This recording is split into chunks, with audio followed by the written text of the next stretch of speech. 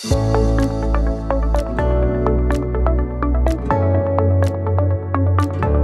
information that we're presenting tonight is general in nature. If you want something that's more specific to your circumstances, come and have a chat to us later, or come into the office at a later date. What we're going to be focusing on today is we're going to be having a look at developing, first of all, the mindset to invest, reasons why you can't ignore investing, learn from the experts, and your opportunity cost.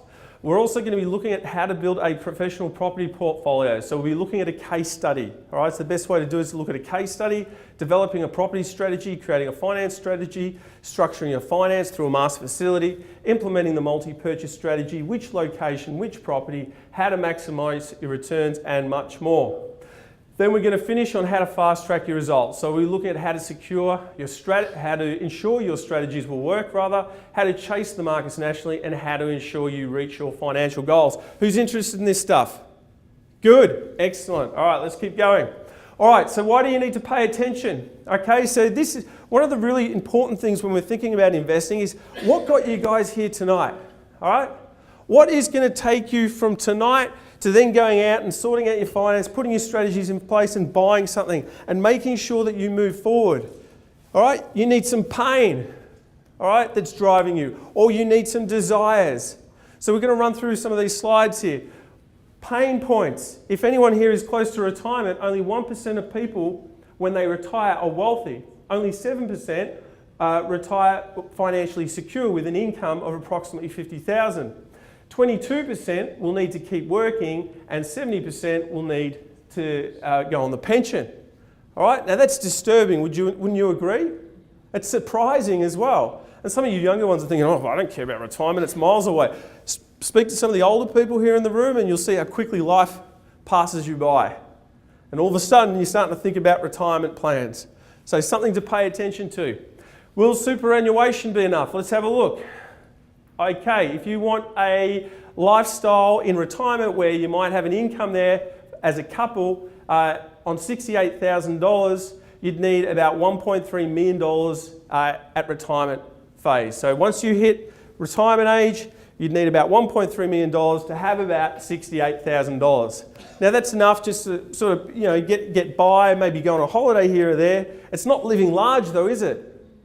All right, and how many people have $1.3 or $1.4 million in super? Not a lot. If you're a single person, you need close to $1 million. And again, it's not living large. When I speak to most of my clients and I say to them, hey, look, if you could retire today and you had no debts and the kids are all gone, what would you want? And most couples say to me about $100,000. All right? It seems to be the magical figure. So what do we need to do to generate that $100,000? What about the age pension? Let's have a look. Annual full age pension, just $23,000. All right, and as you saw from my graph before, 70%, the odds are against you guys. 2/3 of you are going to end up on the pension. All right, it's not something to look forward to. So what is this telling us? All right, financial success or financial failure, pension, low income, limited lifestyle, or financial freedom, lifestyle and wealth and early retirement. You've got to do more, guys. You've got to take control. You can't rely on the pension. You can't rely on your super. The government's always changing the rules. All right, you've got to take control. You've got to do something, and you've got to do something now. All right, so what is the biggest challenge facing investors? 95% of investors will only own 1 or 2 investment properties. Okay, so some of you may have turned up today thinking, oh, geez, it'd be great if we could learn how to buy 1 or 2 investment properties. It's just 5% of investors, all right, have 6 or more investment properties. All right, I can tell you now, guys, the 95% of investors out there, unfortunately, they're failing. It's just not enough, and you'll learn that tonight. Here's an example. How many properties do you need to retire comfortably? If you wanted to desired a rental income or an income in retirement, as I said before, of $100,000, all right, so that's $100,000 today. Your rental returns are about 5%, 4 to 5%. You'd need $2 million worth of equity in your portfolio. All right, now that's not a portfolio worth $2 million, that's equity. All right, so equity is the difference between the value of the property and the mortgage, that's what you own. To get that $2 million, you might need a portfolio of say half a dozen properties or more, and you needed to hang on to them long enough for that equity to build. All right, 1 or 2 properties is not going to cut it. 95% of investors out there are failing to achieve significant financial goals. If you're going to do this, do it properly. Get professional advice. You did the right thing. You came here tonight, but you've got to learn how to leverage your portfolio. Otherwise, it just won't work. Does that make sense, guys? Yeah?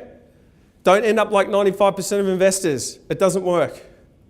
All right, particularly with the buy and hold strategy, and we'll talk more about that in a minute.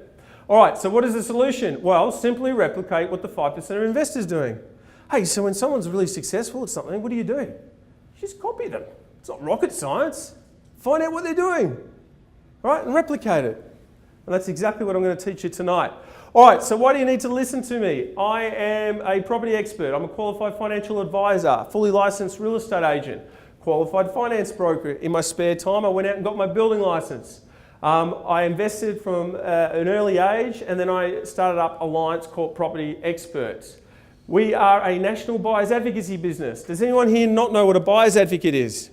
Hands in the air? Yeah, a few of you don't know what a buyer's advocate is. Okay, great. Any of you guys watch those US shows, $1 Million Listing and things like that over in the US? All right, in the US, people don't buy their own properties. All right, they use what we call property brokers. So just like we have a real estate agent here, who is the first person we call when we think about selling our property, aren't they? Just call the local real estate agent, he's going to sell it. Well, over in the States, they use property brokers. Why? Because they're the biggest investments you'll ever make. The Yanks don't understand us over here because we've got a few Yank clients. They're like, you Aussies, you buy your own properties? What is up with that? They're the biggest purchases you'll ever make and you just go out and try to do it yourself? All right? So here in Australia now advocacy is starting to take off. So individuals like myself or companies like us will help people find the properties, research the properties, do all the negotiations. So we're like a real estate agent, except we work for the buyers to help you with the process. So we source properties all across Australia. We have a diverse range of strategies. We've been open since 2008. We have over 500 clients, educated over 40,000 on property investment and purchased over $600 million myself personally. All right, so a quick story on myself. All right. Now, you might think, oh, Jace, you've got all these qualifications, all this experience, and it's easy for you. All right, I don't have all that. But I came from humble beginnings. All right, I was a bit of a brat when I was a kid. My parents were separated. All right, I left home when I was 15 and ended up on the streets in St Kilda. All right, spent time on the streets, sleeping on people's couches, doing all that stuff. They put me into social services with all these other kids. It wasn't the best environment, and I struggled. I didn't finish high school, all right? Got into a bit of trouble, all the rest of it. But there was one thing that kept me going in the back of my mind, and that was that I always had a dream, all right? I always had a dream that one day I'd pull myself out of that environment because I wasn't the same as everyone else that I mixed with. Because no one else was sort of talking about these big dreams and these grandiose plans. I always wanted to run my own business.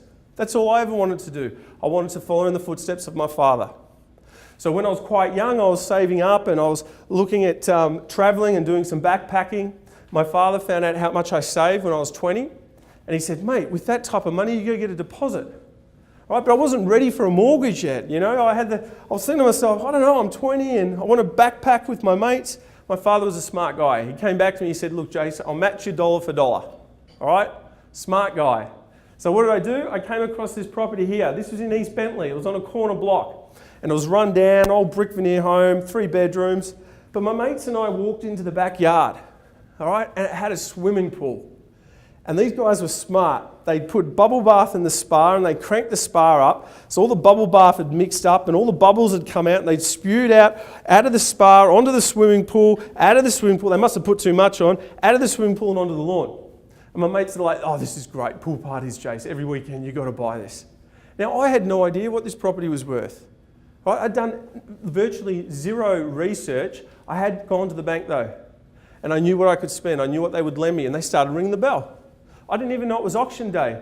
So we all walked out the front, and I'm standing there, and I'm thinking, stuff it. And I started putting my hand in the air. All right? Had no idea where I was going to stop. I stopped at $200,000, bought that property for $200,000. I went inside. I was so nervous. I was shaking when I was signing the contracts. The guys asked me if my parents were anywhere to help me with the contracts. All right, but I got started. And yes, I didn't do it the right way. And yes, I didn't do proper research, but I got my foot in the door. And I had this plan, because my mates were with me at the time. This is going to be fantastic. The guys are going to come around on the weekends. We're going to have barbecues and we're going to paint the house and all renovate it together. Well, of course, they came around. They jumped in my pool. They drank my beer. Do you think they ever picked up a paintbrush? No. It took me 9 months to renovate this property. All right? But as I was renovating this property, I was adding value to it. All right? And at the time, I wasn't really thinking too much about that because this was just my home. This was my home and I loved it and I wanted to make it nice. But then I started educating myself. I started reading books. All right? And I started learning about property investment. And I went to a seminar by a gentleman called Peter Spann. He talked about this thing called leapfrogging. Buy a property, add some value, pay down the mortgage a little bit. You'll create this stuff called equity. Use that equity to cover deposit monies to buy more properties, and it keeps compounding. And that's exactly what I did. So I started buying a lot of one-bedroom flats and two-bedroom flats in St Kilda and in around Melbourne and added value to them. And then when I was 27, I bumped into a gentleman who was a buyer's advocate. I said, well, I've never heard of you guys. He goes, yeah, I run around, mate, helping people build property portfolios. I thought, that's it. Fantastic. This is it. This is what I want to do for the rest of my life. So I got a job as a buyer's advocate, did that for a few years, went out and got all my qualifications, all right? And then I went and started AllianceCorp. That was my dream. And property investment allowed me to achieve it. So at the end of the day, it's just a vehicle, guys. It's there to create more options for you, all right? And you don't have to go through all that. You don't have to go through all the courses and all the seminars and have all the experience and all the qualifications. All right, you just got to find people with that knowledge and get it and copy them. And that's why you're here tonight. So guys, who here has a dream? Because you need a dream, you need something driving you. All right, so really think about your goals. What am I trying to achieve? And then push forward and act on those. All right, so the secret sauce, knowledge, commitment, and action will help you overcome your fear. And aside from all the education and getting the confidence, you've got to take some action too. Like you took some action tonight. That's fantastic. You saw an opportunity, you grabbed onto it. All right? Because you've got to overcome your fears. Your fears and emotions can't play a part of this. These properties, it's like running a business. You've got money coming in, you've got money coming out. All right? You've got to get rid of the emotion. You've got to get rid of it. And the best way to do it is through education and build that confidence. Tony Robbins knows something about this. You all familiar with Tony Robbins? Huh? He knows all about fear and overcoming fear. All right? And with his seminars that he does. And the fire walking stuff that he does.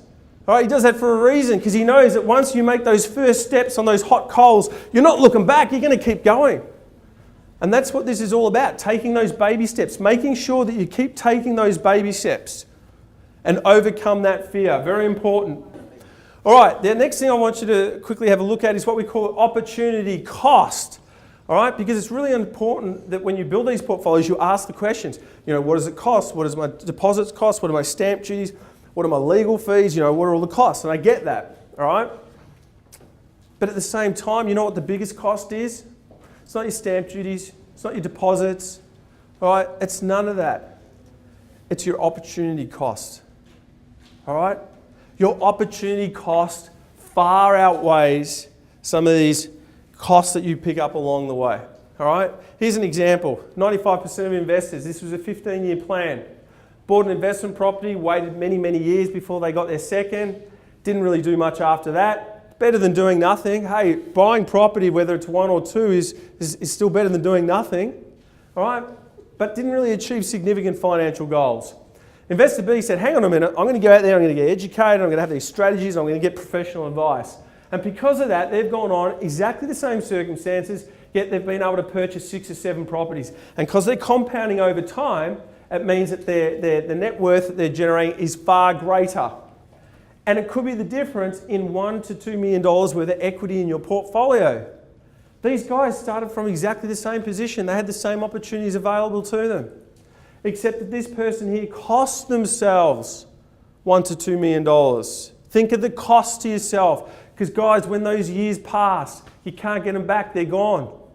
And property investment's one of those things where it's time in the market. Yeah? And it's not necessarily timing of the market, because if it was timing of the market, we'd all need a crystal ball. And I don't know, does anyone here have a crystal ball? Because I don't have one. So it's time in the market. You've got to give these properties time and you've got to have enough of them. You need leverage. So think about your opportunity cost. All right? You can't get those years back. Does that make sense? Yep? Okay, excellent.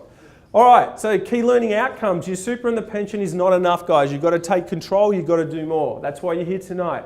Leverage off the experts. Professional advice to get professional results. 1 to 2 properties aren't enough.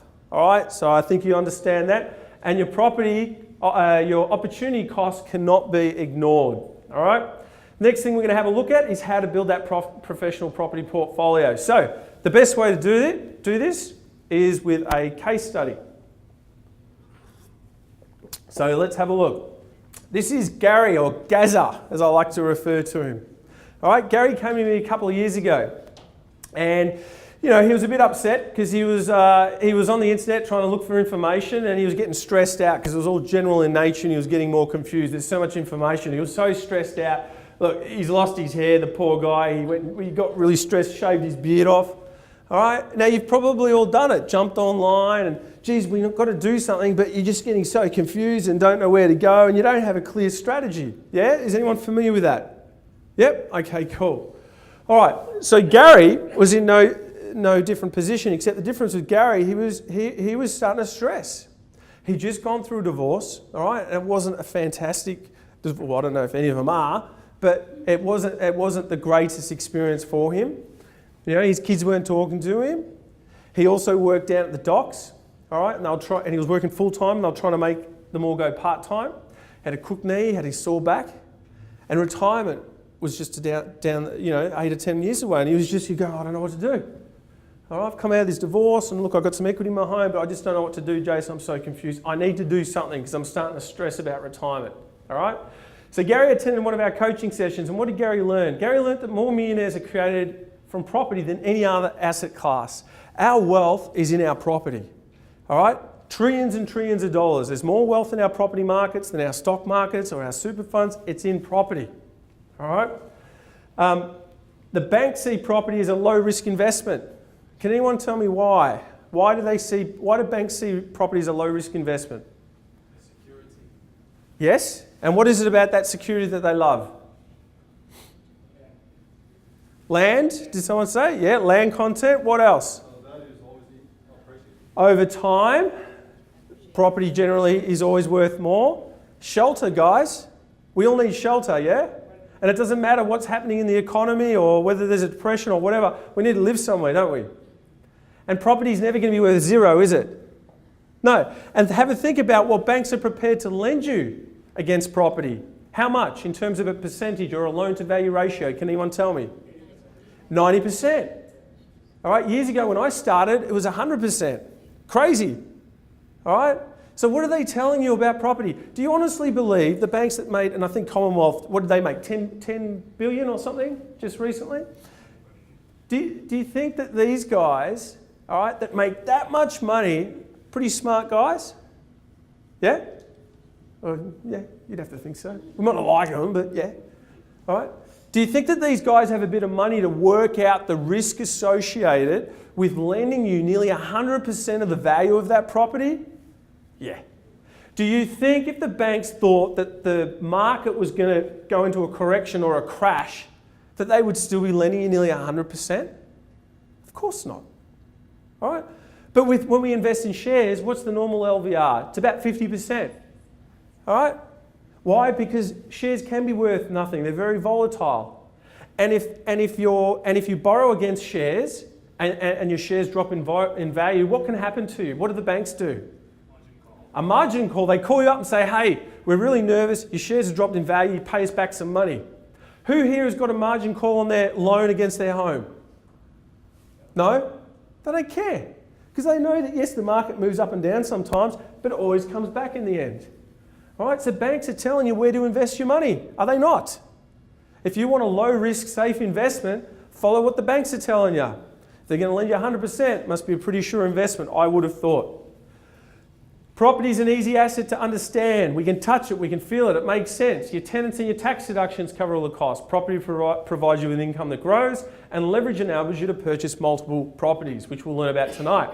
So one of the things that you need to develop as an investor too is you need to develop the investor mindset. That is really important. As we spoke about before, have very clear and defined goals.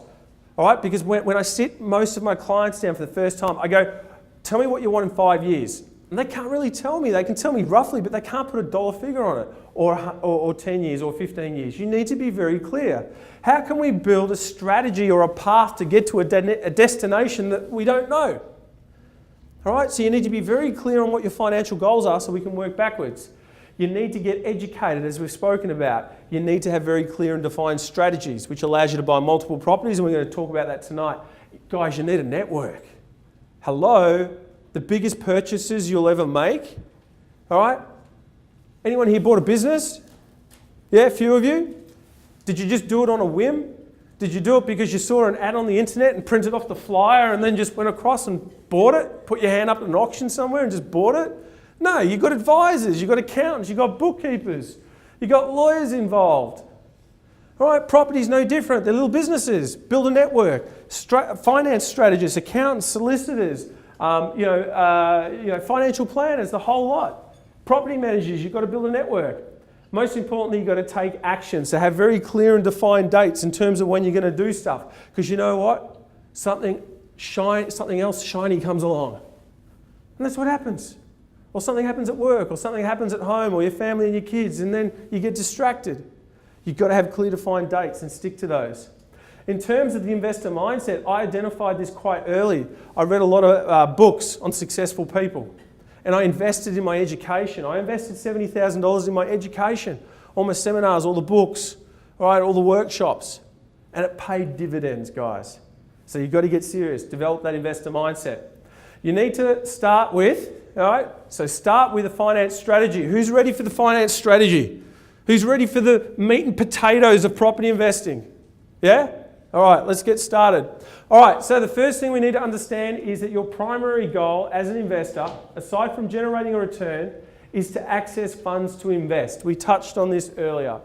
Property is just the vehicle. If you don't have a finance strategy that focuses on your ability to borrow, you will fail. Your primary goal is to be in a position where you can keep lending without hitting a brick wall or without the bank saying, no deal.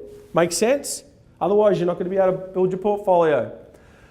How can you invest if you can't borrow? All right, so why borrowing capacity is critical. Let's have a look. This is what most people do. So what do most people do? Okay, I want to buy this property. Now, sometimes people will even go to the auction and then buy property and then go to the bank. That's just crazy. People still do that, all right? But in most instances, most people will speak to a bank or the broker first to work out, can I afford to buy this property? Yeah, so that's what they do here. And the broker or the bank goes, tick, all right? Now, what the broker or the bank doesn't do is say, whoa, hang on a minute, guys. Did you know that if you buy that particular property, because of your financial position and because of the cash flows on the property, if you go to buy another one, you're not going to be able to, and we won't lend you the money. Who's ever had that conversation or a bank tell them that? Maybe here, maybe one. All right? It doesn't happen. But as an investor, this is a mistake. All right? Because what happens is every time you buy a property, the cash flows on that property will affect your next purchase or your borrowing capacity. It has an impact. It's not just about your circumstances today or your income or your financial position. It's like, what is the financial position on this property that you're buying? How does that impact? So whenever you build a portfolio, you must be always calculating what this property does to your borrowing capacity. Make sense? So that you know that you're not buying something that's going to stop you from keep lending. Make sense? Yes. Okay, so let's have a look. This is the correct way. If you're going to buy a property, make sure that whatever the next property is, you will also get finance on that and finance on the next one and so forth. Okay, so let's have a look at how that works.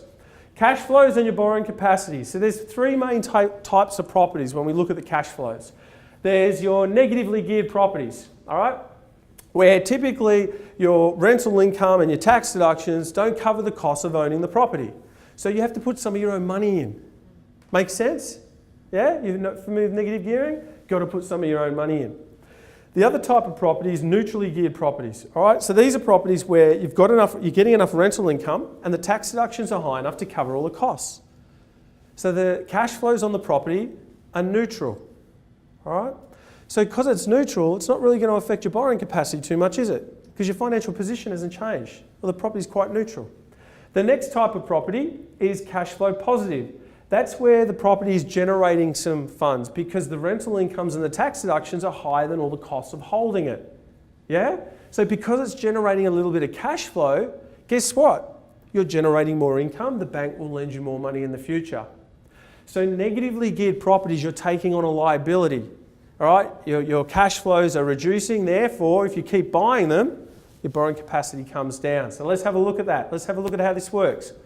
When you build your finance strategy, one of the first things is you need to understand sort of where the baseline needs to be, or where is the sweet spot when it comes to your borrowing capacity. And normally that's between 500,000 or 600,000. You don't want your borrowing capacity to get much lower than 500,000 or 600,000. Can anyone tell me why? You can't buy much, all right, if it's not around $500,000 or $600,000, yeah, in terms of getting loans. And you also need to release the equity that you have. So here's an example of a client that had a borrowing capacity in around 650, right? They bought a negatively geared property. So because it was negatively geared, it pulled down their borrowing capacity. They then got another negatively geared property, pulled it down even further to the point where when they went to buy the third one, the bank said no. And the investor knew nothing about their borrowing capacity. They were just going to the bank and they were buying locally in their area and things like that. They had no strategy. So they got stuck like 95% of investors. And they think to themselves, well, we can't do anything. If the bank's not going to lend us the money, it's not our fault. Well, it is your fault because you didn't have a finance strategy.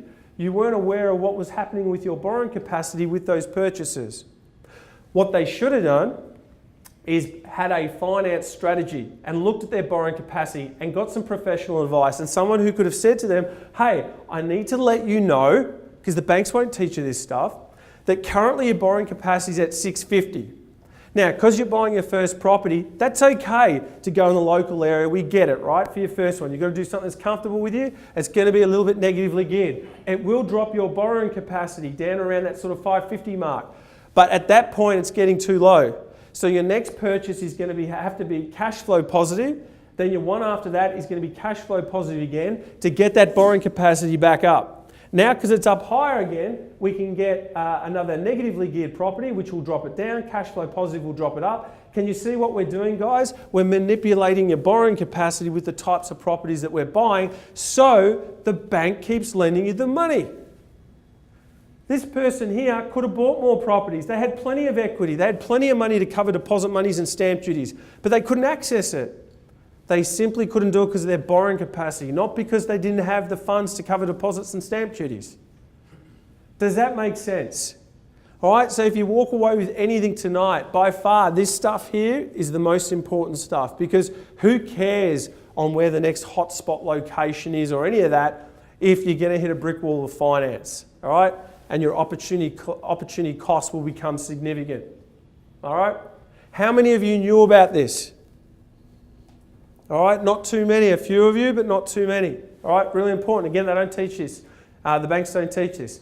So next is a property strategy. So once we sort of understand a little bit more about the finance, then we've got to think about, well, what type of strategies should we be looking at? So I'll run you through a few. All right, here's what we call a flipping strategy.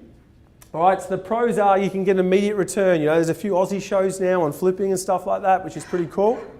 Yeah. Now, the cons are that it's very time consuming, all right? It is like taking on another job. So unless you've got a lot of time to throw at that, you've got to remember there's some work involved. Experience is necessary. Losses can be incurred and you do require sufficient funding to not only purchase the properties, to cover your holding costs, to add value, do the renovations, etc. And there's little leveraging. They're most suited towards people that have experience with flipping and renovations, someone who's not a time poor and an appetite for risk, because it's not that easy, guys. All right, so we did a lot of this in the early years. All right, I've probably done 250 renovations for my clients, and it's hard sometimes to add enough value to justify flipping it. Because you buy it, then you pay your stamp duties. Well, we've got the most expensive stamp duties in Australia, like 5%, guys. All right, you get smashed on your stamp duties. Then you got your holding costs, and then you do your renovation. And geez, I don't know anyone that's come to me and said, "Oh, look, I had my renovation budget and we didn't go over." Like, you're always going to go over. And then you got to sell the thing, and then you got to pay real estate agents to sell it, and then you got a little bit of capital gains tax. It's hard. I'm not suggesting don't have a crack, but make sure you get your sums right, because it's not easy. It's good to add value and build some equity in it, but not necessarily try to flip it. Just keep that equity, pull that equity out, and go buy some more properties. The other strategy is commercial. Clients ask me a lot about this. The pros are you can generate some great yields. The costs are incurred by the tenement, long secure tenancies. The cons are though, banks want 40% deposits. Why? Because they've worked out the math, guys. It's riskier. They're telling you it's riskier. Your property could sit vacant there for 6 months or even a year or whatever. All right? It's riskier. And a 40% deposit obliterates your leveraging capabilities. Because why put 40% into a property when you can put 10% if it's residential? Yeah? You could buy 4 residential properties for this one commercial property because the deposits are so high. So long vacancies, better suited for strong financial positions, experienced with commercial property. All right, then there's developments, immediate return, significant profit. Again, experience is required though. It's very time consuming, it's high risk stuff. Strong funding positions are required, more suited to strong financial positions, experience with developments and an appetite for risk. Then, which is what we're going to talk a little bit more tonight about, is the buy and hold strategy. All right, so this, for most of you here in the room, this is the most suitable strategy, unless of course you get so excited tonight that you're prepared to go into work tomorrow and resign and become a full-time investor. Who here is going to do that? Oh, there we go. We've got someone who's keen up the back. Okay? For most of us, we're not going to give up our day jobs. All right, that's what we know. You've spent whatever on your university degrees or your experience over your career, not to chuck it all in and have a crack at this. All right? You're going to keep working, but you want something ticking away in the background. You want something passive, something that makes you money while you sleep. And it's not going to take a lot of work. It's not going to stress you out. Does that make sense? Who wants that? Yeah? Okay, great. If you want it, you're going to have to do it properly, because this strategy only works when you've got leverage. It doesn't work with just 1 or 2. You need lots of them. So growth, the pros are you can grow large portfolios, you can build wealth while you sleep, less risk, strong returns over time, don't require a very strong financial position. The cons are patience is required, all right, because you need to allow the properties over time to go through their natural property cycles, which is usually 8 to 10 years. More suited towards busy people who don't want to take a lot of risk, or working class individuals who are not looking to give up their day job. Yeah? Makes sense? Okay, great. Let's have a closer look at this one, how it works. So this is Gary's portfolio. So Gary, he came in and we taught him all this stuff, and he's building his confidence, and we're knocking down some roadblocks there for him. He's getting excited, and we said, okay mate, the first thing you need to do is we need to set up this master facility. We've got to take your equity out and create a separate facility to grow your portfolio so that your portfolio will be independent of you. So that's what we did. He had a home there with some equity, and we pulled our facility for 300. Then we had to look at the different types of strategies. So there's high cost and low cost. So typically a high cost strategy are typically more like established properties, all right, that you might buy, and they might be in established areas like close to the city, etc. They're called high cost strategies because to get something reasonable, you're going to have to spend at least sort of 600, 650, something like that, yeah, in those inner locations. You're going to have to, once you pay your 10% deposit, you're going to have to pay full stamp duties on the purchase price, most expensive here in Victoria, so $32,000. Then the biggest advantage with established is that you have a bit of control. We can add some value to it. We can put in some new kitchens, bathrooms, build some equity in. And typically you might need some funds for that, anywhere upwards of $60,000. Keep it to cosmetic. So in this example here, a higher establishment cost strategy would have cost Gary approximately $150,000 to do that. All right, but then on top of that, it would have been negatively geared. All right, because it's established, you don't have high tax deductions, it's not new. Because it's in an established area, it would have experienced good capital gains over time, but the rents don't keep up. All right, so the rents would have been very low, would have been negatively geared.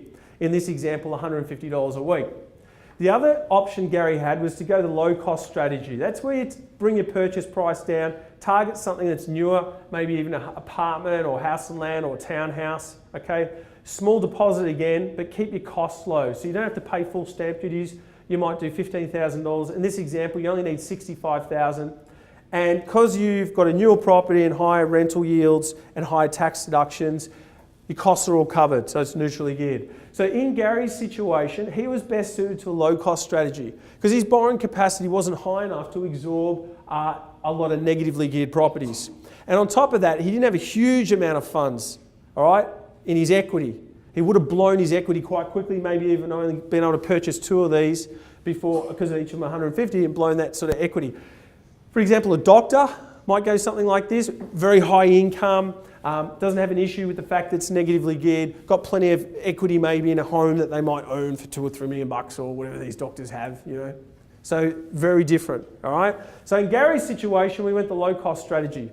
So then what we needed to identify is the advantages, all right? So, and the disadvantages. So established properties, strong capital appreciation, you can add value to them, you've got more control. The cons are that they're high cost, negatively geared, tax deductions are also under attack. So some of you might be familiar with Labor's policy on negative gearing. All right, if they come into power, they want to take negative gearing away from the investors buying established properties.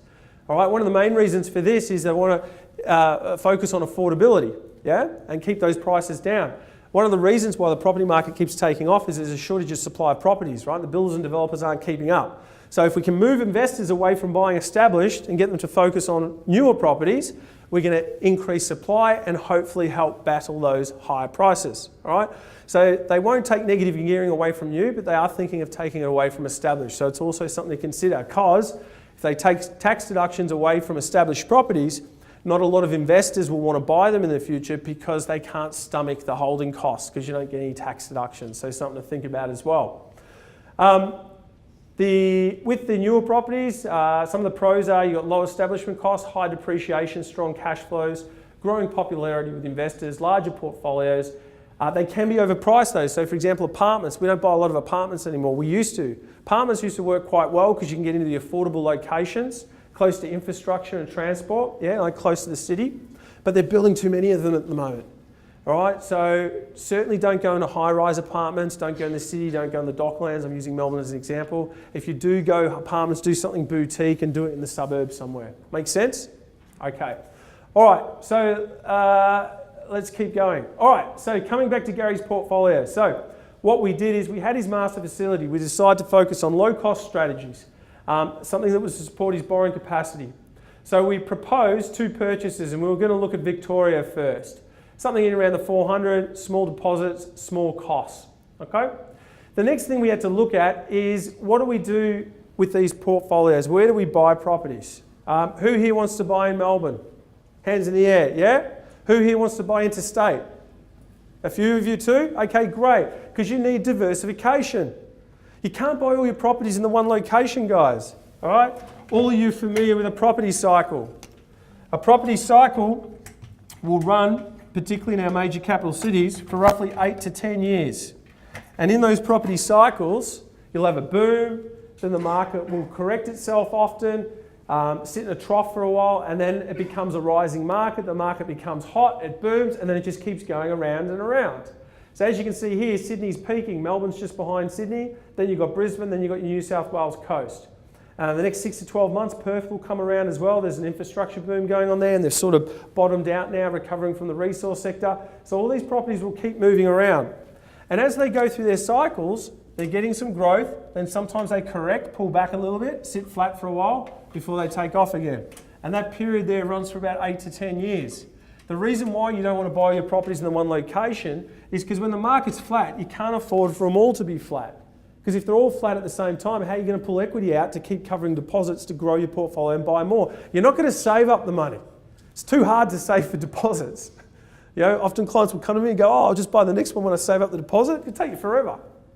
You need to pull that equity out. So it's like investing in shares. If you had $100,000 to invest in shares, all right, you'd be pretty disappointed if the stockbroker came back to you and said, look, let's all put it into one company.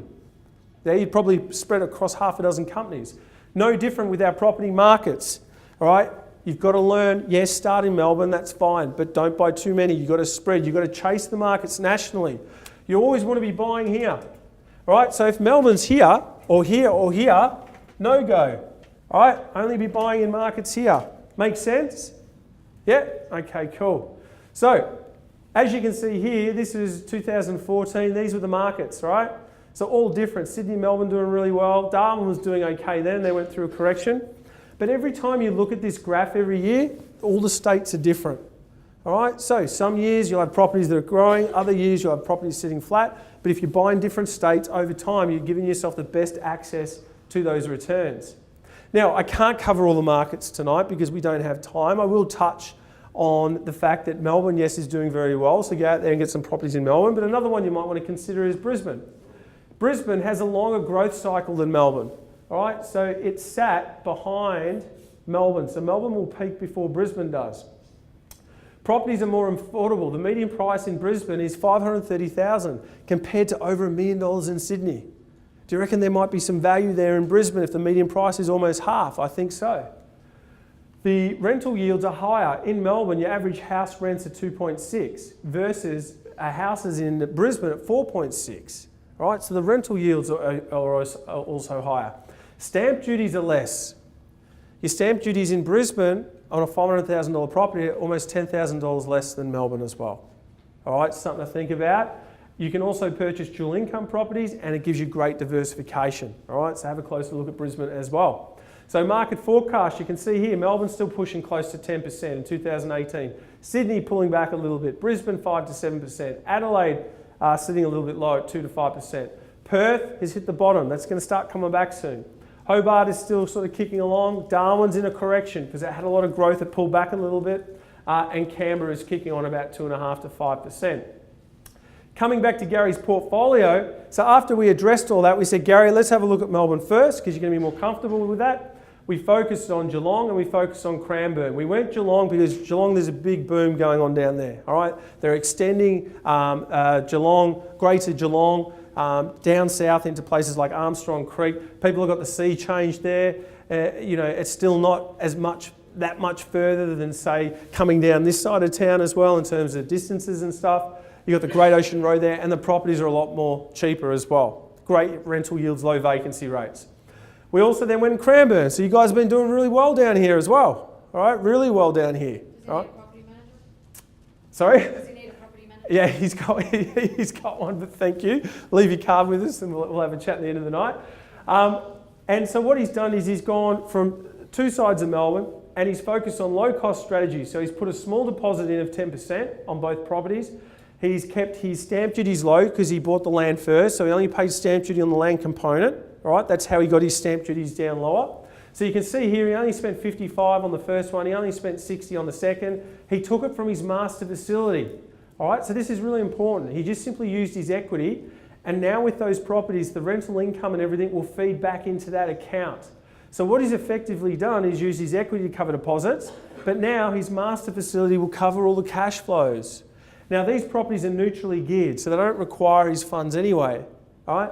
But you can see here that he spent roughly $115,000. He's still got, $185 left, all right? Do you think he's feeling pretty comfortable? He's got nearly $200,000 sitting in a buffer and he just bought in 2 investment properties. He'd be pretty comfortable, yeah? Now his life hasn't changed. He hasn't put any money into this. He still keeps earning his living and takes his income and it goes into his pocket. He's just used his equity. Now, some of you might say, Jason, I don't have equity, mate. That's okay. Think about this master facility as cash. All right, so those of you got cash, this master facility is an offset facility linked to the loan on the investment property, but it's the same philosophy that we'll go through tonight. All right, so what happens next? This was what we call the dual purchase strategy. Very, very important. All right, so this is the big mistake investors make.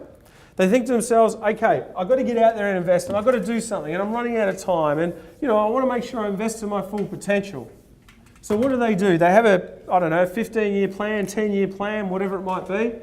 They buy their first investment property and guess what? They don't buy their second for many, many, many years. It doesn't work.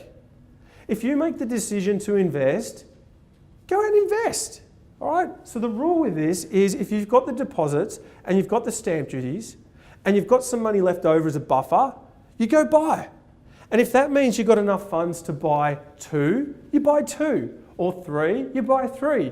You implement what we call the multi-purchase strategy. Because what are you waiting for? You've made the decision to invest. You know what's going to happen. You only have to look at historical figures and see what happened over time. So make sure you don't waste that time. So in this example, what we did is we implemented the dual purchase strategy. So we started with 2. He bought them at exactly the same time, did all his research at the same time, organised all the loans at the same time. So now he's got 2 increasing in value rather than just 1. And why is this so important? Because if you've only got 10 to 15 years or whatever that is, you've got to get your properties in at the start. Because if you've got a 10 to 15 year plan, these properties here that you buy all the way down here, they haven't had time to mature. They haven't had time to go through that cycle. If you get them in earlier, you give them enough time to mature. You give them enough time to build up that equity. So let's have a look. Let's keep going. So Gary came back in the office. It was roughly 9 months later after we made these purchases. We did a portfolio review. We assessed his borrowing capacity, his equity position. And guess what? The rule is, and Gary gets it because he's been coached and mentored on this, if you've got the deposits, if you've got the stamp duties, if you've got some money left over as a buffer, what do, guys? Just go and buy the damn things. What are you waiting for? So that's exactly what he did. But this time we diversified because he had his home in Melbourne. He had 2 investment properties in Melbourne. So this time we went to Queensland. Same strategy though, small deposits, small stamp duties. Properties that were more neutrally geared because of his borrowing capacity. He just couldn't afford to get heavily negatively geared ones. So we got a townhouse in Tagan for 416. We got a house in Yarrabilba, so an up and coming area. Again, small deposits, small stamp duties. The funds came from the master facility. So now Gary has 4 properties. Has his lifestyle changed? No. Has he been impacted in any way financially? No. But now he has 4 properties. All right? So what happens next? Gary keeps going. All right? Gary keeps going. So he came back into the office again, roughly 9 months later again, and now we're looking at another dual purchase strategy. All right? This time we got a townhouse in Queensland and we got one in Rockbank. So Rockbank is just on the other side, just before Melton. Funny place. It was cow paddocks when we looked at it a couple of years ago. All right, and sometimes when you're looking out at cow paddocks and you're thinking, oh my God, there's just so much land there. How am I going to get any capital growth out of that? What you guys don't realise is they're only going to build on cow paddocks if the councils open it up for development. Just because you can see cow paddocks for as far as the eye can see doesn't mean to say that only a small patch of that you can build on. And that's what happened in Rockbank. All right, and you'll see what happened in Rockbank in a minute. But now Gary's got 6 properties, all right, on his portfolio. And again, all the rental income is going into the master facility. All the costs and everything are coming out. His lifestyle is not impacted. All right? Who here would like to have a portfolio like Gary? Yeah? All right? This is how you do it. All right, so let's talk about Gary's performance. So what have some of these areas done? We'll have a look at the last 12 months. Charlemont, 7.4% growth. Cranbourne East, 7.2% growth. Tagan, 2.6, not as much, but that's okay. You can't win them all. Right? Because some years are going to be higher and some years are going to be lower. Some years, your property's going to drop in value. Oh! You're going to run to the hills? Not at all. I'll show you how that works in a minute. Expect it. Don't be scared of it. It's a normal part of these cycles. All right, Tagan, Yarrabilba, 6.3%. Algester in Queensland, 6.1%. Rockbank, 38%. Woo! Bang! Who would have thought from bloody cow paddocks? I would have bought 10 myself. All right, but that's property investing. Okay, so let's have a look now at his portfolio. So as you can see here, now he's got starting to build some equity in the portfolio over time. All right, now can anyone tell me here, maybe not you guys in the back because it might be a bit hard to see, but can anyone tell me what's wrong with the math here though? Because he's pulling out his deposits and he's pulling out his stamp duties. More than his equity. He hasn't got enough equity here, does he? His master facility doesn't add up. He only had 300,000. All right, so you pull some money out, but you're going to run out of money, aren't you? So what are your options? You go back to your properties and you take the equity out and you do a top up, or you go to your home and do a top up. Gary pulled out 300,000. He can comfortably pull out roughly 80% of the value of his home, all right, in this example. So he could do a top up. Then as your properties grow in value, you take the equity out. You never leave equity sitting in properties, guys. It's crazy because it's got to be liquid. Your equity should always be scooped up every 12 months, every 18 months, every 2 years. Scoop it up and dump it into your master facility. Because when it's in your master facility, it's yours. You can access it. All right, so when times are good, make sure all the equity is there. Now, the reason why you want the equity sitting here, because it's going to cover all your cash flows. It's going to cover all the deposits and stamp duties. It's going to grow your buffers. All right, and he can scoop up the equity. Why? Because we're managing his borrowing capacity. Not just so that he gets loans to buy the properties, but also that he can release the equity that he has. So, Jason, Yep. question. The 300K buffer, Yep. did he actually go to the bank and actually draw that money and put it in a separate account, or? That's exactly what he did. All right, so people ask me all the time, they go, holy crap, Jason wants me to go out and increase my mortgage by $300,000. I'm not doing that. All right, this master facility, guys, is not a mortgage. It's not a home mortgage. It's got nothing to do with your mortgage. So some of you will have a mortgage, right? 100,000, 200,000, 300,000, whatever. That mortgage will still sit here. All you're doing is you're creating a separate facility. It's a separate bank account. All right, and they're going to dump those funds in there. And those funds, you only pay interest on those funds if you use them. And it's home loan rates. So what's happened is as he's taking the deposits and stamp duties out, every time he takes money out, he's then got to pay interest on that. But is he paying that out of his pocket? No, the fund is paying it. It's called capitalised interest. And then you might say, but if the fund is paying the interest on the money that's coming out, then his master facility will run out of money. Well, no, because all his rental income and tax deductions are going in to offset it. It was a neutrally geared property. All right, it doesn't cost anything. His master facility only climbs or runs out of funds if he's buying heavily negatively geared properties. Because if at $150 a week negatively geared, that's $7,500 roughly a year, that's what's coming out of your fund each year, yeah? But in this instance, his portfolio is neutrally geared. All right, does that make sense, guys? Is it better to have that than cash flow, than the cash? Sorry, say that again? Than the positive? Is it better to have it neutral? No, because everyone's situation is different, yeah? So I could not advise any of you here, and if anyone has told you that this is a good investment property for you in the past, they don't know what they're talking about. Because nobody can tell you what strategy is good for you or whether it needs to be negatively geared, neutrally geared, or cash flow positive unless they have all your financials. Because remember what we talked about before? It's your financial position that will dictate what type of properties you should be buying. Your financial goals are all different. So for example, someone very close to retirement and they've already got heaps of equity in their home, etc. We're not looking to chase equity growth. We're looking for yields because when they retire, they need properties with high yields. Yeah, everyone's different. But someone who's starting out quite young, a professional couple, good income, right? They're looking for capital gains. They need the equity. They need high growth properties. Yeah, and those properties typically will be a little bit negatively geared. All right, so everyone's different. That's why you've got to have a proper assessment done. Make sense? All right. So you've got to use that master facility, use that equity, keep bringing the equity back and keep building the portfolio. But you need to understand how to set it up. You need to understand the difference between investment loans, lines of credit, offsets, interest only versus principal and interest, lender's mortgage insurance, fixed or variable, recent changes to the finance sector, all right? So there's a bit of a war on investors out there, all right, to keep affordability down. They're trying to push some of those investors out, all right? But that's okay because we're investors. We deal with it. It's like everything else as an investor has to deal with. Interest rates go up and down. It's all part and parcel of it. Ownership splits, loan splits, top-ups, valuations, all right? These are the things you need to also learn about. Make sure you grab the ebooks, go to our websites, talk to Alicia.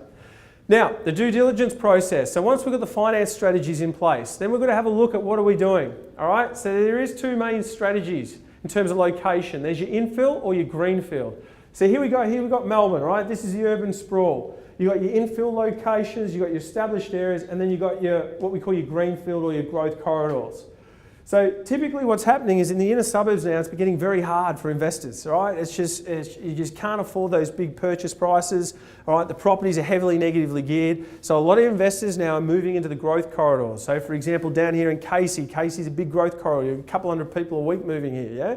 Huge amount of infrastructure and things like that coming into this location. So the way in which a growth corridor works, if you want to target those, because typically that's what you'll be focusing on if you want low-cost strategies or properties with high yields, etc., is that there's two things going on. There's what we call the macro market and the micro market.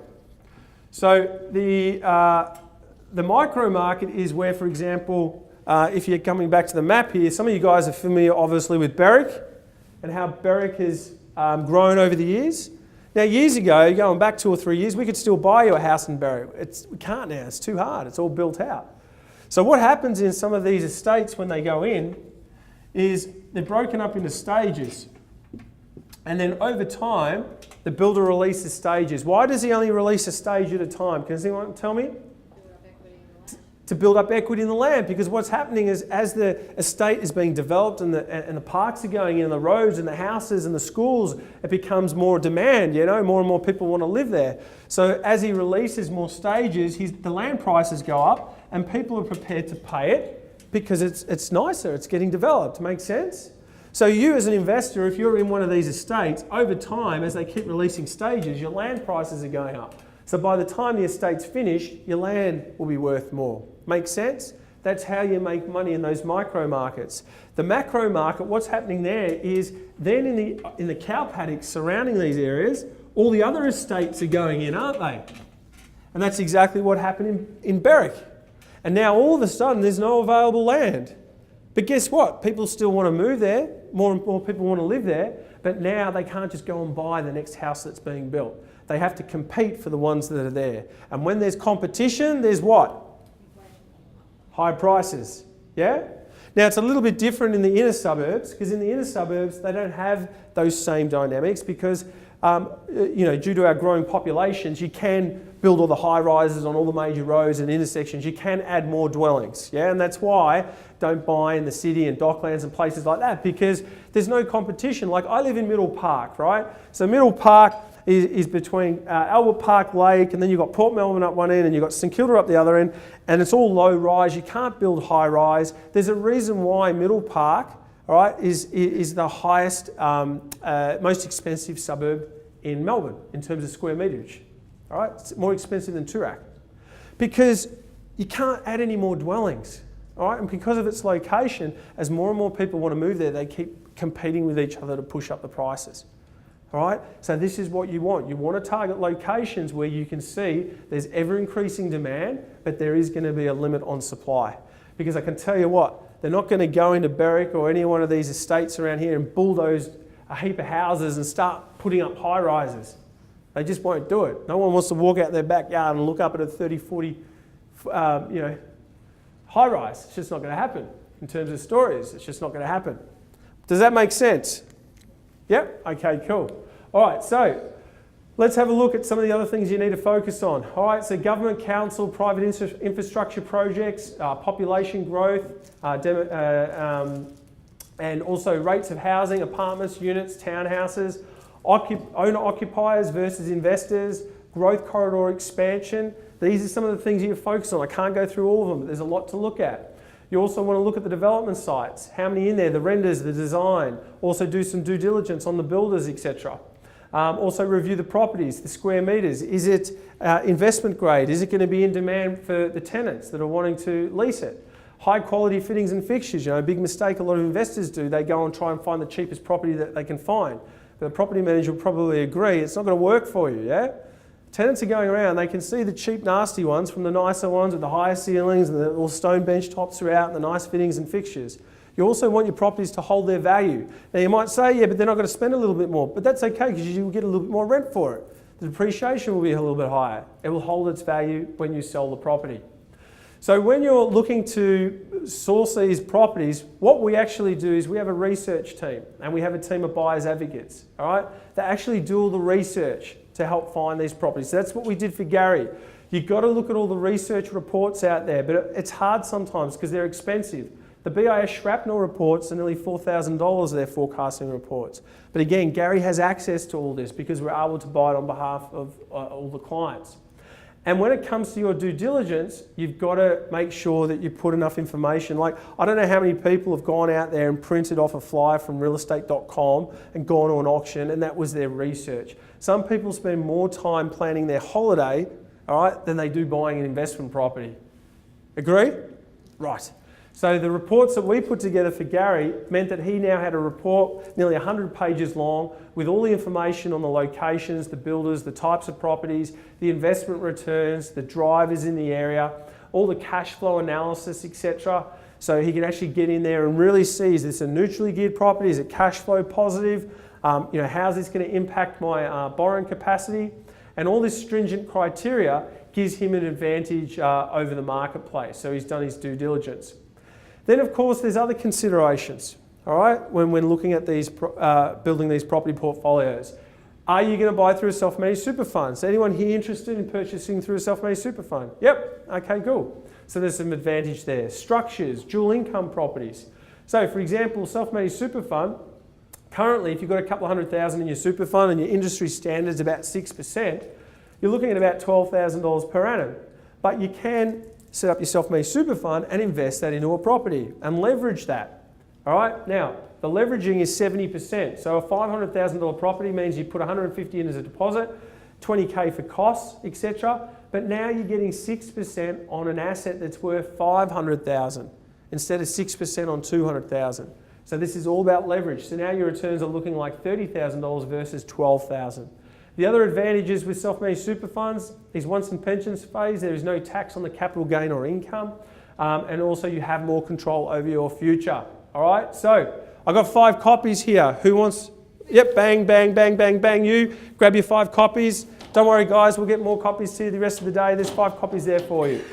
All right, the other thing to consider, clients often say to me, oh, Jace, I'm concerned about if the property prices drop and my property's worth less. Don't be scared by it, expect it. At some stage in the future, this might happen. Back in 2011, a property worth $470,000 with holding costs of about $70 a week, the Melbourne market dropped in value. All right, some of you might remember. Not much though, roughly 10%. So now your property's worth $420. But guess what? Nothing changes with the cash flows. All right, so yeah, your property might drop in value, big deal. You've still got a tenant in it. Your repayments are the same. And if it was a neutrally geared property, it's still neutral. The cash flows don't change. Bank doesn't call you up and say, hey, margin call. Nothing happens. So what do? Nothing. You just wait. The market will come back again. And that's exactly what it did in 2030. Came back again. Now it's back at 470. And again, it doesn't cost you anything, guys. All right? So don't be afraid of having some downturns there in your portfolio because this is a long-term strategy. You're not buying the property today to sell it in 12 months, all right? This is not a flipping strategy. You're buying it for the long term.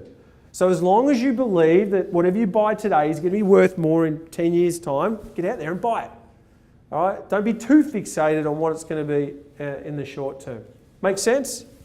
Yep, okay, cool. So what are some of the other strategies? This is a dual income. So some of you will have tight borrowing capacities and sometimes even the rental yields here in Melbourne might not be high enough to support your funding in the future. So in Brisbane, in New South Wales, they build these types of properties. It's 2 properties in one. You've got a 2-bedder here and you've got a 4-bedder here, 2 rental incomes, looks like a normal house from the front, all right, side by side on the same title, yeah?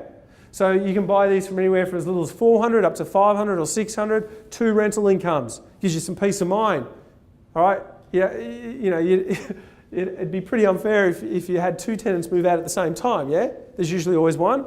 And you can subdivide some of these in the future, sell off one to pay off the other. And they're very popular now with families because the young ones can't afford it. Or you move the grandparents in next door. So very popular now. Now let's come back to Gary and his dream. So Gary with his portfolio. Where's Gary headed? Gary now, all right, has jumped the gun. He was so excited about his portfolio, and this is it here. So we're at year 2 now. So this is under 2 years because we started in October 2015. And he's got approximately 150K there in equity. He's got his 6 properties. Now the plan is that he'll buy another 3, all right?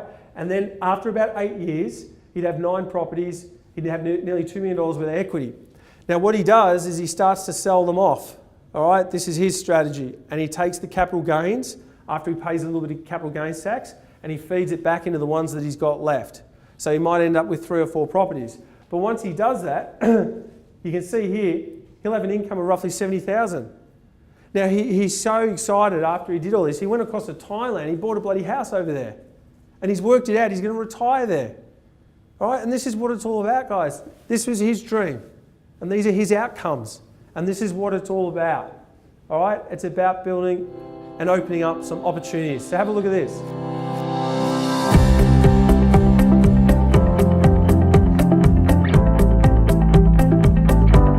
Yeah, it was something I've always been interested in, is in the housing. Yep. Buying investment property. Something that the old man said to me probably 20 years ago. Son, go and do it. Because me being me, nah, forget that. Yep. But yeah, getting on, I'm thinking, well, going to retire soon, or maybe even a bit sooner than I thought. Health's not that flash, and I thought, I'm going to do it. I jumped online, looked through some different companies, seen AllianceCorp. It sounds nice, good name, we'll give it a try. And from there, I met Jason, had a meeting, and yeah, it's just fantastic, everything's sort of cannonballed along, and I went from having nothing, as you said, I've got 6 properties now in a short space of time. Scary at times. Yes. Daunting, because someone like me that does not understand money, does not understand the team take you through and explain everything from A to Z. And so I guess that's important too, because when it is quite daunting, the education that we provide is really important. Yes. Because I know that there's some companies out there that will just literally just go out there and find a property and put it in front of you and just go, there it is, and just let's buy it. But I guess with us, there was mentoring and coaching there where it was more than just putting a property under your nose. We ran through a lot of the education, how the finance worked. Was that really helpful? Oh, for sure. I've seen some of these other companies where they'll put a property there, sign you up, and away you go, and you're left in the dark. Before your property comes along, the team, Jason, the team, went through all the steps, actually taught me, this is what we're going to be doing, this is how you do this, and it puts in your mind the right sort of headset, where you're... gives you that confidence, helps you remove those roadblocks. Takes those roadblocks away. And it's terrific, Well, that's right. It has given me the confidence now to go out there and do my own thing. Because you've already jumped the gun, mate. You've already bought a property in Thailand, haven't you? Yes, I bought a property in there. My wife, I've just been married 12 months now to a beautiful Thai lady.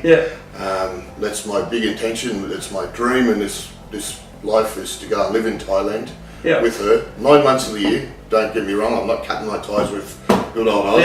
Good. 9 months there, and the summer months here for 3 months. So I shared the land. I put a property on there and boosted the family's status Excellent. Up here somewhere, and that fills my heart. Fantastic. With joy to see the smiles on the family's face. They've got a house far better than everyone else. That is awesome, mate, because at the end of the day, this is about outcomes, It is. And everyone's different, and everyone has different financial goals. But at the end of the day, building a portfolio is just a vehicle. It's just a vehicle to achieve whatever those financial goals are, whether it's paying off the mortgage sooner or, a retirement strategy in your case, helping the kids, just creating a better lifestyle for yourself, going on more holidays. It's about outcomes. So, it's really exciting to see that, over a very short period, Gary's already starting to reap some of those rewards because, in 2 years now, you've got 6 properties. He's got properties here in Melbourne, he's got properties here in Queensland. We're going to be looking at some dual income soon. He's mixed it up between buying in his own name and using his self-managed super fund as well, which comes with advantages. So now it's becoming more real for Gary. So much so that he told me just before that he wants to shorten the time frame. Which for me, I was like, mate, originally I had 8 years, and now he's going, I want to move to Thailand even sooner. So now I'm thinking in my head, okay, now I've got to restructure the portfolio again, which means I'll probably target properties that are a little bit more higher cash flow now, because we need to chase those higher cash flows. But again, this experience now is, I guess, giving you more confidence in terms of what you're going to be able to achieve in the near future when it comes to retirement. It has for sure. Okay, so the reason why I wanted to show you that, guys, is that we've got plenty of clients, all right? And we've got a lot of professional clients, and we deal with a lot of doctors. And I can show you some case studies there on what some of the doctors are doing. And you might say, well, of course they're doing well, Jace. They've got big incomes and they've got all this equity. I don't have any of that. Right? Gary doesn't have all these qualifications. He didn't have tons of equity, tons of cash. He didn't have big incomes. But the difference with Gary is he had a plan and he stuck to it. That's the big difference, because we've got some other clients that are a lot wealthier, a lot smarter, all right? But haven't done as well because they didn't follow the plan. And that's the big difference. You've got to have a strategy and you've got to stick to it. And look at the change in his lifestyle. Like when he first came in the office, all right, I was scared of him. Came in with his singlet and his tats, and I'm like, oh, what do we got here? But then when I got to know the guy, he's no different than anyone else. All right, he wants to get ahead. And now look at the change. We started buying those properties. He went across to Thailand. He fell in love. Gave him the confidence to buy a property over there, and now he's sorted. All right, it's all about outcomes. All right, so some of the other reasons why you might be thinking of investing. How much tax do you pay? An incredible amount.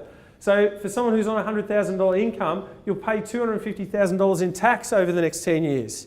Who likes paying tax? Nobody. They say there's two things you can't avoid in life, death and taxes. It's rubbish. You can avoid taxes. Just buy investment properties. Every time you buy an investment property, you'll get back $6,000, $7,000 or $8,000 in tax each year. So add that up in your head, work out how many you need to buy before you're paying zero tax. And rather that money go to the government, it's going into your pocket to build your future for you and your family. It's crazy how much tax we pay. All right, then of course there's paying off the home sooner. You know, a $400,000 mortgage will cost you $300,000 in interest alone. You can use your investment properties, you can use the cash flows, you can use the tax deductions, you can sell properties to pay down your mortgages sooner. So when you come in the office and have a chat to you, we show you all these mortgage reduction strategies as well. Helping the kids. Who here has kids? Yeah? Guys, kids aren't going to be able to buy their own properties. Forget about it. They're going to be living with you forever. You're not going to be able to kick them out unless you teach them how to invest. Because what you can do, as you can see here, 25-year-olds, home ownership on the decline, you can teach them how to use some of your equity because you'll have so much of it to build their own investment portfolios. Because it's quicker for them to buy investment properties and build wealth that way rather than go out and get a home loan first. That's how we used to do it years ago. Not these days. You buy investment properties first. You'll be able to teach them all this stuff. All right, so who here has kids? All right, I've got 5 copies. Over here, 5 people, bang, bang, bang. Grab your 5 copies. Teaches you all about how to use these strategies to help your kids. Doesn't affect your retirement plans. Doesn't affect the growth of your portfolio because you're just using equity that you otherwise wouldn't be using. All right, or it could be just simply better lifestyles through financial freedom, etc. So one of the things you really need to do, and I hope I've been able to do that tonight with some of the information, and keep in mind that, you know, an hour and a half isn't a lot of time to give you as much value as I possibly can, all right? But you need to change your mindset. So some of you might be saying, oh, well, you know, this all sounds okay, Jace, but I'm too old. It's too late. It's not, all right? You're not going to drop dead when you retire, are you? Hopefully not, touch wood. You still could live for another 20 years. All right, so don't think that, you know, just because retirement is a few years down the track. We've got some clients that still purchase properties in retirement. Can't afford to do it. Well, I just showed you can. If you manage your borrowing capacity, you can do it. If you have a master facility, it covers all the costs. Your lifestyle doesn't change. Too risky. Well, I don't think the banks think it's risky, do they? They're going to lend you almost 100%. You know, the day they turn around and say, okay, guys, just thought I'd let you know, we're only going to lend you 50% now against your homes, that's when you need to start asking the question, what do they know that we don't know? Because they're the ones taking the risk, yeah, too. They're lending you the money, aren't they? And they're going to lend you almost 100%. What if I lose my job? Doesn't matter if you lose your job. You've got the master facility there. You can also dip into that master facility yourself if you need to, yeah, to cover you until you're back working again. Is it a good time to buy? Yesterday was the good time to buy. All right? It doesn't make a difference when it comes to long-term strategies. All right? It's when you get into the market. You invest when you can next afford to because it takes time. You know what? I've had people come to my seminars before or come in to see me and they're saying, Jace, you know, we're watching the markets. We're going to buy when we're ready. I see them 2 or 3 years later. They still haven't bought anything. I know. What are you waiting for? Get out there and build the portfolio. Don't want my lifestyle to change. Well, it doesn't get affected. Don't have the time or confidence to get the best outcomes. Well, you leverage off the experts. You know, come to these events. Come into the office for coaching sessions. Learn from us. Get the strategies. All right? Do we agree that mindset could be holding some of you back? Yes? Yes. All right, so we've got to work on that. All right, so tonight's key learning outcomes. All right, write this down. Develop the investor mindset. Develop a finance strategy to help you and then a property wealth plan. Ensure you use a master facility. Use the multi-purchase strategy. Balance your borrowing capacity. Target low-cost strategies. Diversify your portfolio across Australia. Guys, are we getting value tonight?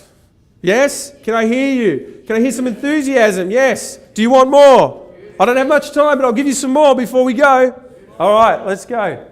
All right, so coming up next, how to ensure you fast track your strategies or your strategies will work, how to chase the markets nationally, and how to ensure you reach your financial goals. So, what type of person are you? All right, and you're all here. All right, I remember I still got vivid memories, all right, almost horror memories of walking through shopping centres with my mum. All right, are you the window shopper? Have you been to these type of events before? Are you reading lots of books and you've been doing this for a few years now, but you still haven't done anything? All right, stop being the window shopper. Make a decision tonight to do something and take that next step. Are you the driver? Are you someone that's like, oh yeah, this is great and I'm going to do everything and I'm going to buy these properties and I'm going to do that, and you run out there and you do it yourself and you're just throwing yourself at it, but there's no real strategy there. You're not getting proper support and you're just sort of just scrambling. All right? Or are you going to work smarter, not harder? All right? Are you going to work smarter, not harder? So how do we do that?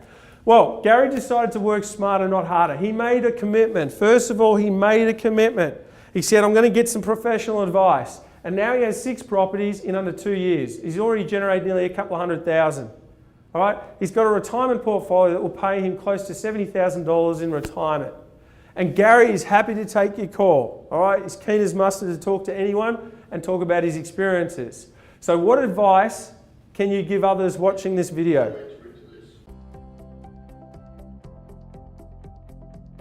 If you do enter into this and Jason says to you, listen, we'll come and have a learning lesson, come here, we'll have a meeting, come here, we'll get together and talk about what's happening, you've got to make the effort to turn up. Yes. That is, I think, where a lot of people will drop off. You're too busy at work, you're too busy with the kids, you're too busy. If you're going to do this is life-changing, as it's doing for me. You must commit 100% and say, well, I'm going to turn up for this meeting, so I'm going to turn up and listen to the guys and hear what they say, because they are professionals as far as I'm concerned. Yeah. And I wouldn't have done any of this without Jason and AllianceCorp. Yeah, and mate, look, nothing beats professional advice. No. Nothing beats professional advice. Why learn, why make mistakes along the way, or why slow down what you're capable of? Get some professional advice and invest to your full potential.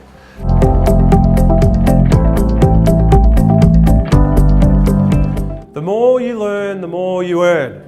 All right, that's what it's all about. So, coming back to this, Gary decided to work smarter, not harder. This is his outcomes. What would you pay for his outcomes? All right?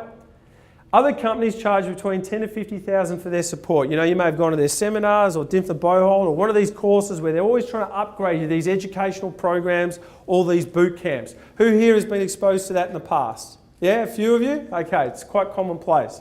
All right, special offer. You can't come tonight, you can't get all this great information without walking away with some sort of offer, some sort of exciting offer that's just going to blow your mind. So here it is, your reward for taking action and attending tonight.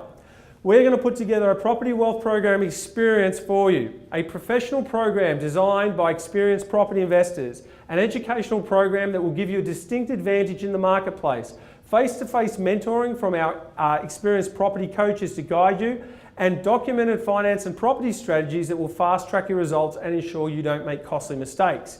Access to our acquisitions team to find a property purchase and properties enabling you to chase the markets nationally. So this is a professional program to teach you and show you how professional investors do it, all right? And it's tailored to your circumstances, okay? So what's included in this experience? One of the first things is we do a preliminary finance assessment, right? So we do a full-blown assessment in terms of what your borrowing capacities are, your equity positions, and what type of properties you should be doing. We do a property and finance coaching sessions, we do a research and acquisition session, we do a finance strategy presentation, and then we do a half-day tailored property wealth workshop, all right? Now that's not with a bunch of people in a room like this. This is just you and the team focusing on you and your financial goals and what you need to do to become a professional, successful investor. So your property and finance coaching session, all right? You come into the office for an hour and a half, like within the next week or two. We show you all the best locations. I put one of these property wealth plans together like Gary's, tailored to your needs. You get to take that with you. It's a blueprint on building wealth. We put your wealth builder reports together. We put finance strategies together. And we put together this home study program. So all this information, you take that with you after the first session. You can see here, there's some of it on the table here in the front, because there's some home study stuff for you. All right, full of ebooks, all the strategies on how to do it professionally. Then we've got the property and finance coaching session.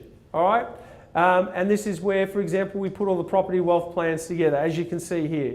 And all this documentation you take with you. All right, that's all yours to take home. Then the research and acquisitions team will come together. There's no way you can match the research that we put in. This is what we do. We've got nearly 20 staff in the office, right, that study the markets full time. They're on the internet, chasing properties, chasing locations, doing the research. They're going to put together a heap of property options for you that is suited towards your property wealth plans and your strategies. They're going to build those detailed property reports for you. There's no way, you might go out one weekend on a Saturday. You're lucky if you get through half a dozen property inspections. All right, these guys do hundreds and hundreds of locations and properties each week. Then in that session, we're also going to put together your strategy documentation to show you how to structure, the finance, show you how to buy multiple properties, the dual purchase strategy. All right, it all gives you an advantage, and then it's all going to come together. Roughly a week after your first session, that was roughly an hour and a half, then it's all going to come together in that half-day workshop where we go through everything. We look at your financial goals, we look at the tax that you're saving, how to pay down the mortgage sooner, how to set up your kids, how to put your retirement plans together. Then we go all through the finance strategies. All the members of the team come in because you've got to see them. You've got to come out the back and see the team. This is a property business in a box, guys. There's no way you can match the resources that we throw at this. There's no way that you can match the experience that comes with having your own property in a box, a business in a box. You've got your coaches, your research team, your finance team. We organise your solicitors, property managers, financial planners, accountants. Now you might always say, but I've got some accountants and financial. That's okay, we work with all the groups, but we build the networks together. All right, and we roll out a proper strategy. Then we show you the locations, we show you the properties that you should be purchasing, etc. All right, and that's all through that half-day property wealth shop. You get all your property wealth builder reports. This is where it shows you, okay, this is your starting point, but if you do this, this is where you'll end up in 5, 10 or 15 years plan, because we've got programs that we punch all your data into, like we did with Gary, and it will show you where you end up in 5, 10 or 15 years. You need to know that, because what's the point in getting into this if you don't know what the end game is, or you don't know what the exit strategy is? Well, here it is. All right, and then all the property reports are presented to you on that half-day workshop. So what would you pay for this experience? And we call it an experience. All right, there's a reason for that. Would you pay $20,000 to learn how to build a multi-million-dollar portfolio and fast-track your results? Would you pay $10,000 to do it? All right, how about just $99? Hello, $99 for this experience? Are you serious? There has to be a catch. Yeah? There has to be, come on. I couldn't do it for $99. All right, no commitment, $99. What is the catch? All right, so once you experience that, your first session for an hour and a half, then come back for your half-day workshop, the whole team getting involved, all these strategies put together, property wealth plans, location sourced, the best locations, the best properties. The catch is that if you want to move them beyond that point, and you want to engage us, you've got to become a client. All right? So at that point, to experience the full service, for us to help you buy the properties, help you, deal with all the builders, real estate agents, whatever, and help you grow that portfolio, you become a client, which means that then you get the full service. All the acquisitions meetings, the contracts and settlement management, overseeing construction stages, organising all your property managers, all the way through to the properties getting leased. All right? Then once your properties are leased, you keep coming back in the office like Gary did, because this is a lifetime membership, guys. Once you become a member, it is for life. And it means that all your future sessions, all your training sessions, all your mentoring, it's all free. We don't keep charging you every time you come into the office. All right? So what are the costs? Well, the fees can be as little as $2,000, depending on your requirements. So it's not this ridiculous go pay $30,000 to go to an educational boot camp where all you walk away with a heap of textbooks and no properties. All right, this is a lifetime membership with the business to help you grow a professional property portfolio. All right, so when opportunity knocks, guys, you grab onto it, because what do you got to lose? You're not registering tonight to become a client. You're simply registering for the experience, to see what can be achieved. And why do we do it? You might say, how the hell do you put all this work into it and all this effort and you've got this team? Because it works. We're performance-based. All right? We are no different than the painter saying, hey, let me paint your house. I won't take any money. Let me paint it. At the end of it, if you like it, you pay me. We are performance-based. We are happy to show and work with all of you to show you what the opportunity looks like. And there's no commitment, guys. We're so happy to do this that in terms of the steps involved, all you need to do is register tonight, right? Register tonight, experience the first half of the service up until the end of the Property Wealth Workshop. Now, at that point, you might say, hey guys, thank you so much. This has been awesome. I have learned so much. I've got all these strategies down and I'm going to go do it myself. You can do it. I'm totally cool with it. Totally cool with it, right? But at the end of it, if you think to yourself, well, hang on a minute, if they've been able to generate this much value in that short a space of time, imagine what they're going to do for me over the next 5, 10, 15 years. All right? So following the workshop, if you decide that you want to become a client, you can experience the full service. And tonight, as a bonus offer, the $99 booking fees is refundable. Guys, it's going to cost you nothing. All right? You register, you come to the meetings, you learn what can be achieved, and you get your $100 back. Is that a good investment on your return, my friend? You got $50 for nothing. All right? You guys are going to get hours and hours of research, strategies, professional property wealth plans, the whole lot, all right, for zero if you decide not to go ahead. Is that not good value, please? Hello, guys. Does anyone here think that's not good value? I'm glad I don't see any hands. It's ridiculous value. So as I said before, when opportunity knocks, guys, you jump on it. Because what do you got to lose? Nothing. This is everything you have to gain for zero risk. All right, it'd be very different. I said, hey guys, I've got this great program. I just need $20,000 from you tonight. And you don't get it back. Have I said anything like that tonight? No. It's all about giving you guys value. Have you guys got value tonight? Yes? Do you want to get more value? Yes. Well, make sure you register before you leave. Before we finish, who here wants to pay off the mortgage and help the kids and pay less tax? Hands in the air. I should see all the hands, guys. Who here is focused on having a retirement plan? Yes? Excellent. Who here wants a better lifestyle? We all want a better lifestyle. All right, we all want more holidays. It's all about options. Who here wants more options in life? Of course we all do. Okay, so guys, I want to hear all of you say it. It's all about mindset. And you might say, well, I don't own investment properties yet. That's okay. You got to think that as of tonight, you are already a successful investor. It is about mindset. I want to hear you say, I will not let fear get in the way of my investing. Everyone, go. I will not let fear get in the way of my investing. Fantastic. I will invest to my full potential. Everyone, I want to hear all of you. I will invest to my full potential. I am a very successful investor. I am a very successful investor. Fantastic. Okay, guys, I thank you so much for tonight. I hope that you all got some great value. As I said before, you registered tonight. Do not leave without registering. All right? This is your opportunity. Every year that passes, you can't get it back. So if for anything, at least come in and have a chat because you've got nothing to lose. The first few people that register tonight, I will personally sit with you and do your property wealth plan and strategies for you. All right, we're just located down on St Kilda Road. I will personally sit with you. Guys, this is your opportunity. Are you the window shopper? All right, are you the driver, or do you want to work smarter? Register tonight. I will sit with you personally and then come in for your half-day workshop. I thank you very much for your time, guys, and thanks again. Thank you.